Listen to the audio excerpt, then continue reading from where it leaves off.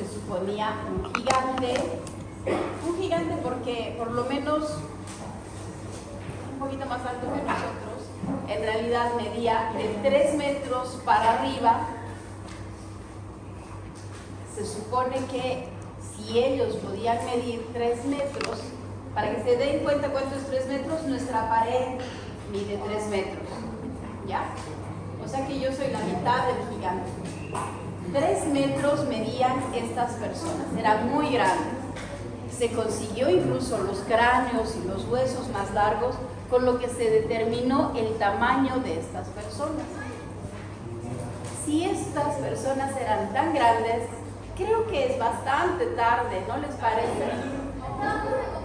Seguramente. Pasen en silencio. También tenían sus propias batallas con los animales del lugar. ¿Sí? De 3 metros para arriba, o sea que podía ser 3, 3,5 hasta 4. Pónganse a pensar, un husky, un perro husky, es lo más parecido a un lobo siberiano. En ese tiempo, para nosotros un husky puede ser de este tamaño, más o menos. En ese tiempo era del alto de un caballo, o sea que era tremendo lobo, ¿ya? Lo que quiere decir que para nuestros ojos, silencio, para nuestros ojos, esos gigantes peleaban con monstruos enormes también. En este caso, si se fijan en la figura, tengo una especie de glifo. ¿Qué cosa es un glifo? Un animal que puede tener varios animales al centro. Y en Mesopotamia hay muchos de estos. Es un cuerpo de león, pareciese que tuviese escamas o plumas, tiene alas y tiene cola de un ave. Y la cabeza, inclusive, parecería hasta un dragón. Podía ser un toro, podía ser un león. Variaba dependiendo de él. Si ustedes se fijan también, estos gigantes en esta referencia que les estoy poniendo, también tienen alas. Hay una leyenda allá atrás que habla sobre los Anunnakis. Estos Anunnakis eran entidades o gente gigante que traía la sabiduría, traía el orden, traía la construcción. Los primeros constructores y sabios fueron estos Anunnakis que empezaron a construir sus templos. Como a todo lo que nosotros tenemos miedo, tenemos cierto respeto, lo creamos en una especie de semidios. Y ellos tenían sus dioses. Ellos eran politeístas, varios dioses, ¿ya? Entre estos 4 he puesto los principales. Anu, A-N-U, era el dios del cielo y los astros. Cuando digo astros, me refiero a solamente las estrellas y de repente otras galaxias, ¿ya? Ishtar, que se escribe S-H, para nombrarlo como si fuera una H, Ishtar, es la diosa del amor y la fecundidad. Pero quiero que se fijen que esta diosa, Ishtar, tiene las piernas de un ave, tiene alas también. Incluso parecería que estuviera con un traje diferente, muy pegado a ella. Esta diosa es del amor y la fecundidad. Shamash es el dios del sol, pero Shamash solamente estaba en el cielo en cuanto el sol salía. Quiere decir que como salía el sol, Shamash empezaba a avanzar en la bóveda celeste hasta que atardecía. En la noche, Anu, que era el dios de los astros, pertenecía a la noche, entonces prendía el cielo de estrellas. Imagínense, por favor, silencio, el que murmura tanto ahí atrás. Imagínense sin ninguna luz de la ciudad, ni de autos, ni de casas, ni nada. El cielo realmente se mira encendido. Y más aún, en el lugar donde estaban, se podía mirar las constelaciones prendidas casi de colores. O sea que en ese tiempo realmente era un espectáculo. Ea, que es dios del agua. Ea se presentaba como mujer o como hombre. Ea era de repente sobre la tierra uno de los dioses más terribles. ¿Por qué razón? Cuando llovía mucho, inundaba todo. Cuando secaba mucho, ya no había, era mucha la sequía que tenían ellos. Pero al estar entre el Tigris y el Éufrates, el valle de Mesopotamia siempre era fértil. O sea que no nos separábamos y salíamos a otros lugares. Nos quedábamos en la media luna fértil. O sea, es un lugar bastante grande donde empezaron a ver muchas de estas civilizaciones. Cuidado esa tijera, a los dos les digo. Estos dioses, cada uno tenía, o semidioses, que eran protectores, tenían un templo. Esos templos eran enormes, pirámides truncadas, o sea, pirámides de trapecio, truncadas, cosidas con ladrillos de arcilla, o sea que tenía gran cantidad de ladrillos. Cientos de miles de ladrillos habían cosido para poder hacer un sigurat. El sigurat con Z, voy a poner así.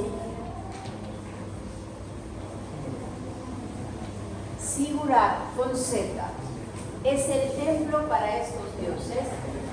Era siempre de forma trapezoidal, o sea, una pirámide sin punta. Normalmente escalonada y casi, por no decir siempre, tenía escalones muy pronunciados para poder llegar a más alto. Dime, ¿cómo se llama la forma de la pirámide? Trapezoidal. Muy bien. Este es el sigurat de Ur. Ur es un lugar. Este sigurat, si se fijan, cientos de miles de ladrillos cocidos con el fuego prehistórico, vamos a poner así. Pero para poder trasladar estos ladrillos, yo necesitaba de la rueda, que aunque no era una rueda precisamente muy redonda, pero era suficientemente especial como para poder girar. El hecho está en que se vuelve súper redonda en el hecho del movimiento de estar puliéndose todo el tiempo hasta que termina siendo redonda perfecta. Cada uno de los sigurats en distintos lugares eran diferentes. Había sigurats que eran más altos y sigurats más anchos. Es la primera civilización importante que comienza a hacer el arco en las puertas, el arco en las puertas, y comienza a hacer la bóveda de cañón. La bóveda de cañón es, hagan de cuenta, nuestro pulso, y para que no sea recto, hace una curva aquí. Eso es la bóveda de cañón, ¿ya? Las puertas tenían arriba esta pequeña curva aquí, que ya hacía que se volviera absolutamente interesante. Más adelante les voy a mostrar cómo cerraban esto. Dime. No todas, pero comienza en esta civilización a empezar a ver más. Otra cosa más, ¿qué? Cuando tienes esto, como el pulso, en vez de que nuestro techo sea plano, lo hacen curvo. Por eso es como si fuera un cañón, se convierte en la bóveda. bóveda de cañón. Y comienzan a hacer las estructuras circulares. Cada uno de los zigurats, como les decía, podían tener varios pisos. Estos pisos, como este de aquí, que es la torre Medanki, que es una torre sobre, como si fuera un pastel, una encima de otra.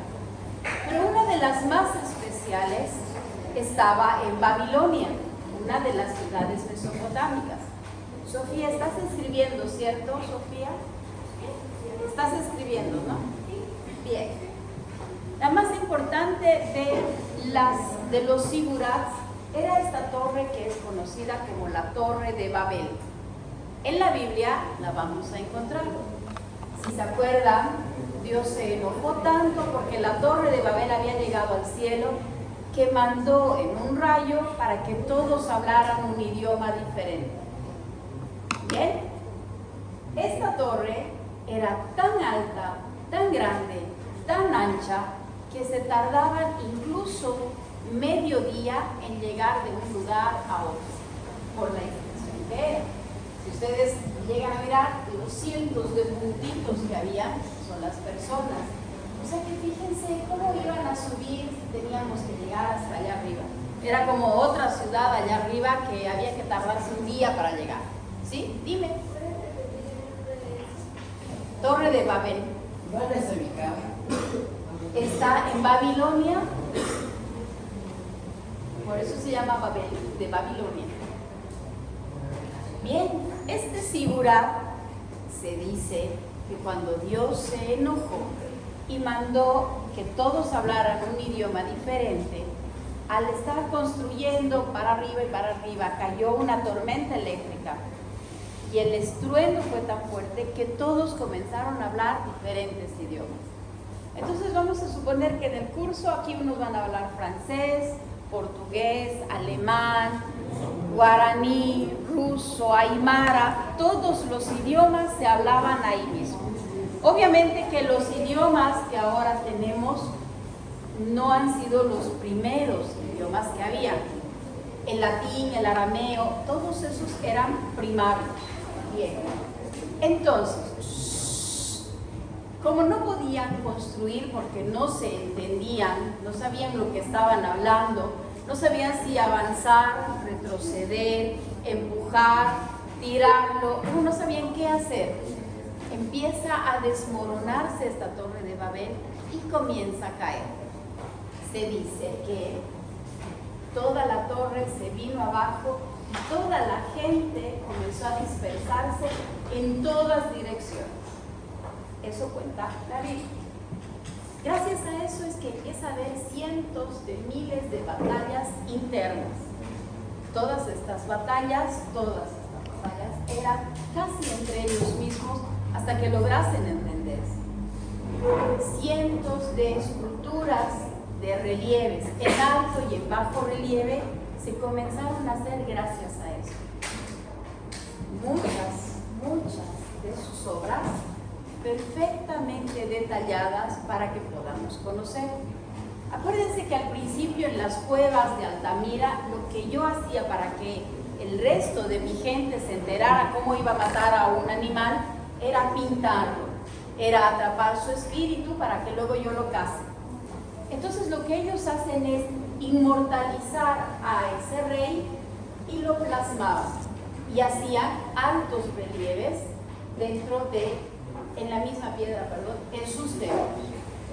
Con